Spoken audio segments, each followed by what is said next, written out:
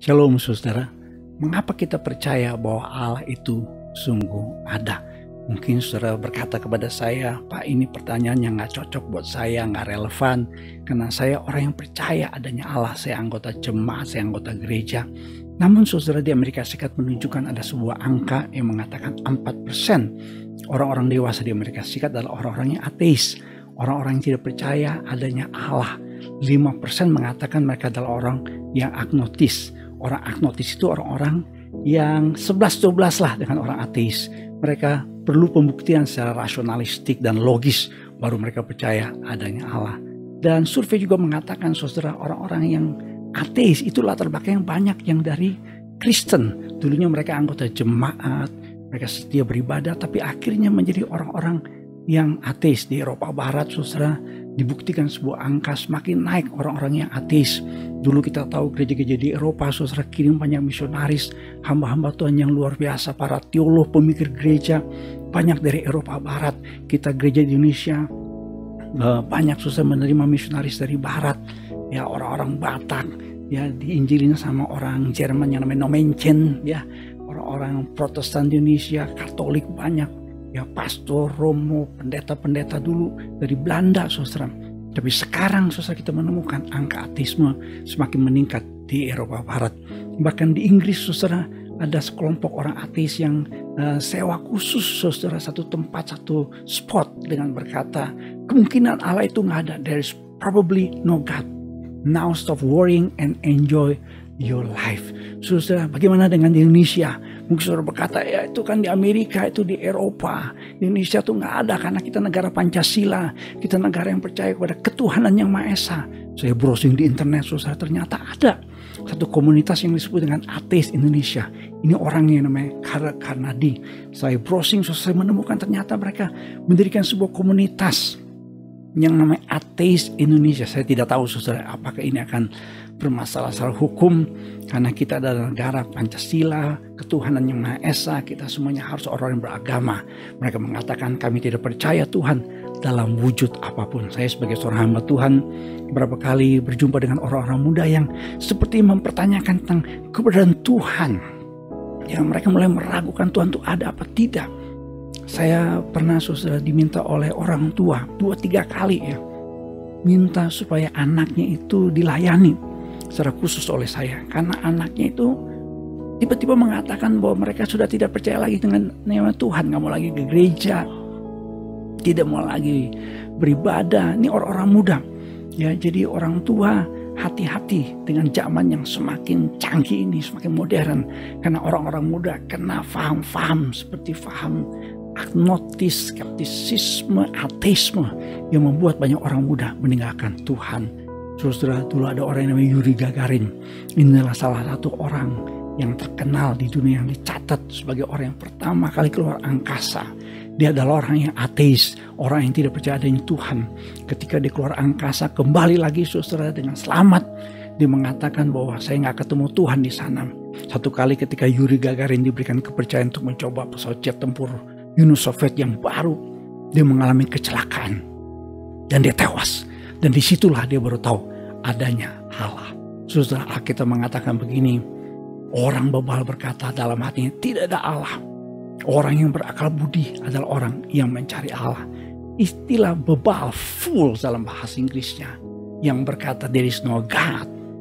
Berbicara saudara bukan kebodohan secara intelektual, bukan yang orang tell me, telat mikir, orang yang IQ-nya jongkok nyari siarap, bukan.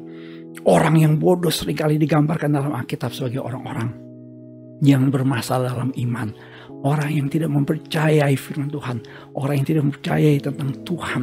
Orang yang tidak percaya tentang kebesaran Tuhan. Itu orang-orang yang bodoh. Jadi walaupun seorang itu pintar secara akademis, memiliki gelar sarjana berderet-deret sampai gelar S1, S2, S3, S Mambo, S Pompok, S Teler, dan SS yang lain. Tetapi saudara, kalau tidak percaya adanya Allah, kita mengatakan dia adalah fools, orang yang bodoh. Tapi orang yang bijaksana, orang yang berhikmat adalah orang-orang yang menyembah Tuhan. Orang-orang yang mengakui kebesaran dan keberadaannya Tuhan. Saudara, mengapa kita percaya bahwa Allah itu sungguh ada? Apa alasannya saudara? Mengapa kita percaya Allah itu sungguh ada? Saudara, kita percaya Allah itu ada karena Allah menyatakan dirinya kepada manusia melalui ciptaannya. Ayat pertama saudara dalam kitab Kejadian 1 ayat yang pertama mengatakan, pada mulanya Allah menciptakan langit dan bumi. Ayat pertama dalam Alkitab mengatakan bahwa Allah lah yang menciptakan langit dan bumi. Kita percaya adanya Allah. Kenapa? Karena ada ciptaan Allah yang begitu agung dan luar biasa. Firman Tuhan mengatakan dalam Mazmur 19 ayat yang kedua, langit menceritakan kemuliaan Allah dan cakrawala memberitakan pekerjaan tangannya. The heavens keep telling the wonders of God and the skies declare what He has done. Saudara, Johannes Kepler, seorang astronom, berkata, dulu saya berniat menjadi seorang teolog, ahli teologi, tapi sekarang melalui apa yang saya lakukan, ahli astronomi ini mengatakan, saya melihat Allah juga dimuliakan dalam astronomi karena langit mengungkapkan kemuliaan Allah. Robert Boyle, seorang ilmuwan besar, mengatakan melalui pengetahuan atas karyanya, kita mengenal dia. Seorang sarjana fisika matematika yang menemukan teori gravitasi, Isaac Newton, mengatakan ateisme sangat tidak masuk akal. Ketika saya mengamati tata surya, saya melihat bumi berada pada jarak yang ideal dari matahari, sehingga menerima panas dan cahaya dalam jumlah yang ideal pula. Ini tidak mungkin terjadi secara kebetulan. Kalau jarak bumi dengan matahari terlalu pendek, tidak ideal, kita bisa mati kepanasan. Rambut kita jadi keribu, keriting dan bokeh. Tapi kalau terlalu jauh, kita bisa mati kedinginan. William Thomson mengatakan di sekeliling kita berlimpah ruah bukti mengenai adanya rancangan yang cerdas dan penuh kebajikan. Gagasan ateisme sangat tidak masuk akal, sehingga saya tidak dapat mengungkapkannya dengan kata-kata. William Thomson, seorang sarjana, juga mengatakan bahwa ada rancangan yang cerdas dan penuh dengan kebajikan, yaitu apa? Dalam ciptaan Tuhan yang agung dan mulia. Louis Pasteur mengatakan, the more I study nature, the more I stand amazed at the work of the Creator. Science brings man nearer to God. Seorang ilmuwan besar pada abad 20, Albert Einstein, mengatakan, the more I study science, the more I believe in God. Ini artinya kutipan yang paling dibenci oleh orang-orang ateis. Kenapa? Saya yang berani melawan kejeniusannya Albert Einstein. Albert Einstein yang begitu jenius, percaya adanya Allah. Ya, kalau kita IQ-nya jongkok nyaris tiarap, pas-pasan, IP kita pas-pasan. Saudara, ya coba perhatikan orang-orang yang sangat jenius, orang-orang yang sangat berintelektual. Mereka mengakui keberadaan Allah. Kenapa, saudara? Karena ciptaan Allah yang begitu agung dan luar biasa. Saudara, Roma 1 ayat yang ke-20 berkata, dalam apa yang tidak nampak daripadanya, yaitu kekuatan yang kekal dan keilahiannya, dapat nampak kepada pikiran dari karyanya sejak dunia diciptakan, sehingga mereka tidak dapat berdalih. Saudara, kalau kita melihat sebuah rumah yang begitu agung, bagus, indah, seperti begini, apakah mungkin orang berkata sama kita, oh tuh rumah memang dari dulu udah begitu, itu rumah ada dengan sendirinya? Tidak mungkin, saudara. Pasti ada yang merancangnya, pasti ada yang menggambarnya, dan pasti ada yang membuatnya. Kalau rumah yang begitu indah aja, kita mengatakan pasti ada yang membuatnya. Apalagi alam semesta yang begitu agung dan mulia dan begitu indah, pasti ada yang merancangnya dan menciptakannya. Siapa? Itu Allah, pencipta langit dan bumi. Haleluya, puji Tuhan. Saudara, mengapa ada orang yang tetap tidak mempercayai adanya Tuhan walaupun telah melihat kebesaran Tuhan yang dalam ciptaan yang begitu agung? Karena mereka menggantikan kebenaran Allah dengan dusta. Itu yang kita katakan. Karena busuk dan ciik perbuatan mereka, tidak ada berbuat baik. Manusia telah berdosa dan telah kehilangan kemuliaan Allah. Manusia yang berdosa itu tidak dapat memahami Allah yang begitu agung.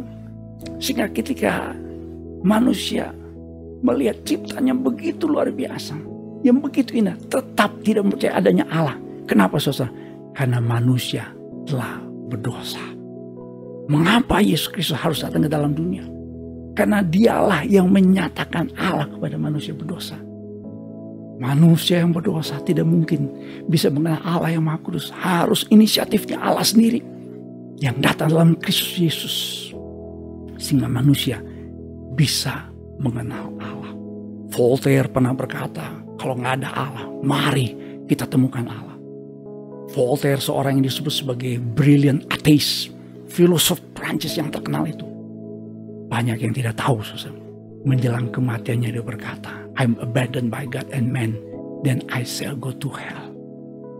Saudara-saudara, manusia yang berdosa perlu mengalami pembaharuan dalam Kristus Yesus supaya mengenal Allah yang menciptakan langit dan bumi.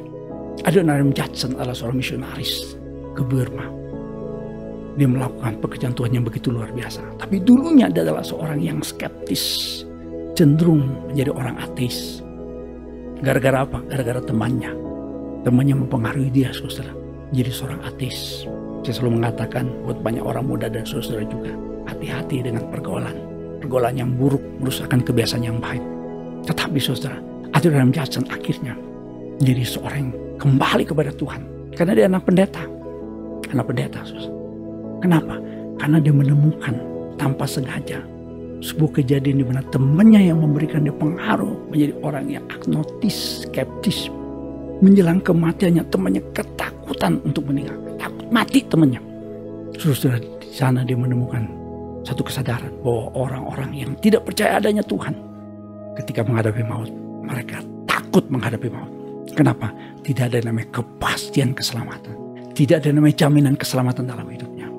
Orang yang bernama Charles Darwin yang membuat kita, saudara, kalau kebun binatang ketemu monyet, kita suka bercanda dan berkata, ini nenek moyang kita.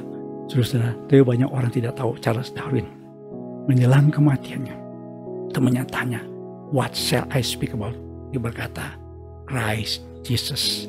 Seorang ilmuwan yang bernama Blaise Pascal berkata, there is a God-shaped vacuum in the heart of every man, which cannot be filled by any created thing, but only by God, the Creator, made known through Jesus. Dalam diri manusia ada ruang hampa yang tidak bisa diisi oleh apapun juga, kecuali oleh penciptanya, yaitu Allah yang kita kenal dalam Kristus Yesus. Mari saudara, kita mengenal Allah yang hidup dan menyelamatkan kita bagi manusia yang berdosa dengan menerima dan percaya Yesus Kristus sebagai Tuhan dan Juru Selamat dalam hidup kita. Maka Allah yang Maha Kasih, Allah yang Maha Besar, Allah yang menciptakan langit dan bumi, menyelamatkan kita, buat kita susah diselamatkan dalam Kristus Yesus. Tuhan memberkati. Amin.